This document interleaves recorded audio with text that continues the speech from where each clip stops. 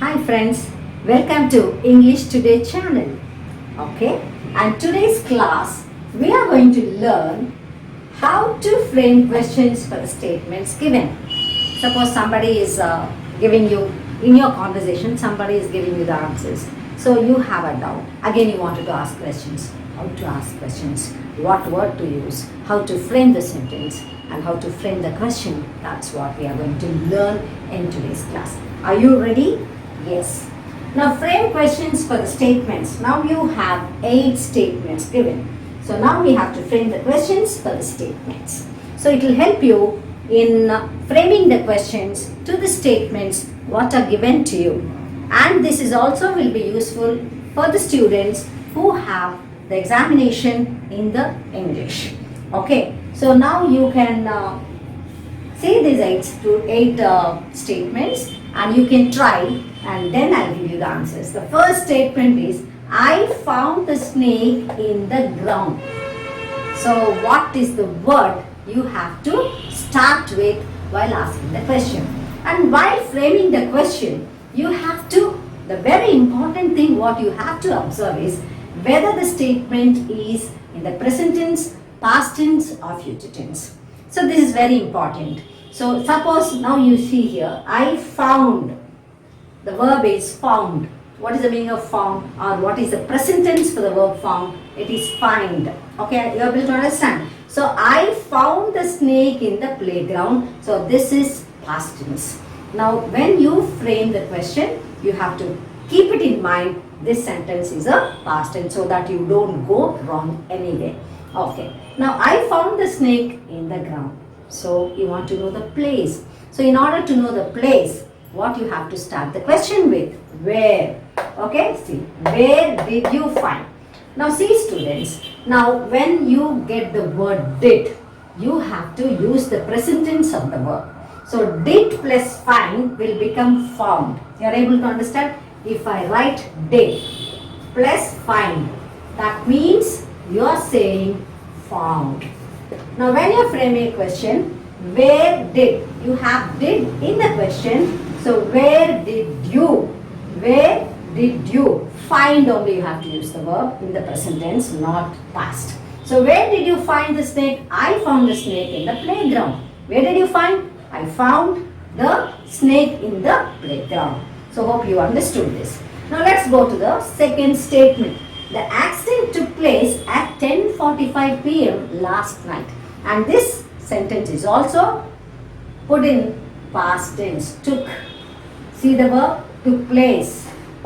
Took place. Took place is actually a phrasal verb, but took, you can find this because it's a last night. Last night again indicates past. Not now, last night, that is yesterday. So the accident took place at 10:45 p.m. the night. So last night, that's why it is 10:45 p.m. So the accident took place at 10:45 p.m. So you want to know exactly the time. So how do you frame? Suppose you did not understand when they told you the accident took place at 10:45 last night. So you wanted to clarify, asking or confirm whether what you heard is correct or not. So you have to frame a question based on these statements. How do you frame a question? When? So you have to start because you want to know the time. When did the accident take place? Here also I told you that's a past tense. So you get the did. So you have to use present tense. When did the accident take place? Okay, when did the accident take place? The accident took place at 10:40. Why are you writing took here and take here? You should know the difference. You don't have anything in the question, in the statement did. So whenever you get did, so the verb should be in the present tense. I explained very clearly, did plus the verb, that is in the root word will become, the present verb will become found. Did plus find is found. Did plus take is took. Got it? Okay. Now you understood the 2 statements. I found the snake in the ground, in the playground. So where did you find the snake? The second statement is the accident took place at 10:45 last night. When did the accident take place? Okay, shall we move on to the next one? Raj went to Ooty to meet his friends. Here again you have past tense went. Went. What is the present tense for the verb went? Go. So Raj went to Ooty to meet his friend. So you wanted to know the reason. So suppose you put a question, why? Then only you get the answer, Raj went to Ooty. This is the reason. Okay. So Raj went to Ooty. Why? Because to meet his friend. So you have to frame a question using the word why. Why did Raj go to Ooty? Same thing, I need not explain to you because I already explained to did. That's why go. Why did Raj go to Ooty? Raj went to Ooty to meet his friend. Usually students make mistakes here. So they use why did Raj went to Ooty. Like that they frame the answers, which is wrong. You should not use. So you keep it, you register it in your mind. Whenever you get did, you have to use only present tense because did itself is indicating past. Did itself is indicating past. Okay. Now let's go to the next, move on to the next one. It was Rani who told me the exam results. It was Rani, none other than, it is not Geeta, it is not Sita, but it was Rani who told me the exam results. It was, again past tense, told. Again it's past tense, so it was Rani who told me the exam results. It was Rani. So you want to know who told you? Who told you the exam results? So you have to frame a question using the word who. So see the answer. Who told you the exam results? Who told you the exam results? It was Rani who told me the exam results. Who told you? It's in the past tense, so you are framing told using the word told. There is no did here, so you can conveniently, comfortably put the verb in the past tense. Who told you the exam results? Okay, now let's go to the next one. This is Akhil's bag. Possession, belongingness. So if you get like that, how do you frame questions? Belongingness, whose? Good. So whose? This is Akhil's bag. Whose bag is this? This is. This is in the present tense. So whose bag is this? Suppose whose, this was Akhil's bag. Once upon a time it was Akhil's bag, not now. In that case, in the answer, the question also, whose bag was this? Okay, not now. So this is Akhil's bag.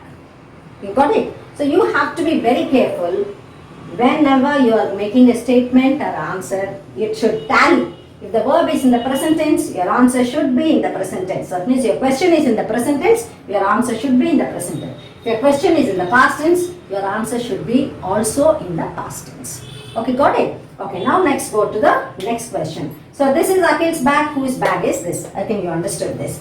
Next, sixth question. Sixth statement. The house next to the shop is mine. The house next to the shop is mine.